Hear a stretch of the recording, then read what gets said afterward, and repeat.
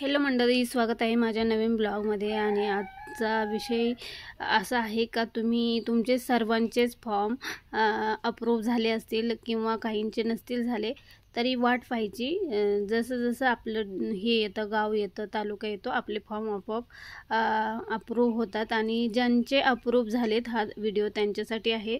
तर आता फॉर्म तर झाला आपला सिलेक्ट, तर आपल्याला पुढं काय करायचं आहे, तर हे पुढं काय करायचं हे माझ्याकडे आधार कार्ड आहे।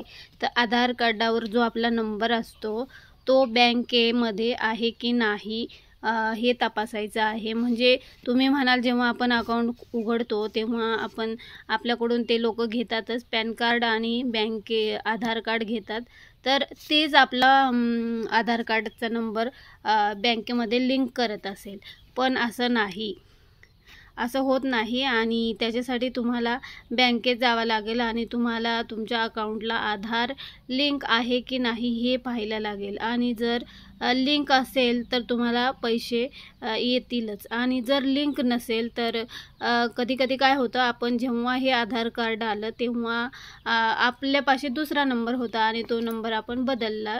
म्हणजे जसे जसे दिवस गेले आपण नवीन नंबर घेतले, नवीन नंबर बँकेत दिले, म्हणजे मोबाईल नंबर बरं का।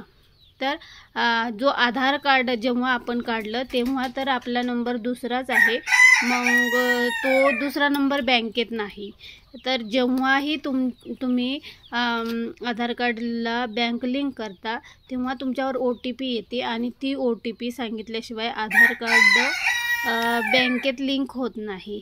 तर तुमचा जर मोबाईल नंबर आत्ता चालू तुमच्याकडे असेल तर तुम्ही बँकेत जाऊन फक्त लिंक करायचं आहे। आणि जर तुमचा मोबाईलच नंबर लिंक नसेल, म्हणजे तुमच्याकडं आत्ता वेगळा आहे तेव्हा वेगळा होता, तर तुम्हाला पहिलं काय करायला लागेल, तुम्हाला पहिलं आधार कार्डला नंबर जोडावा लागेल।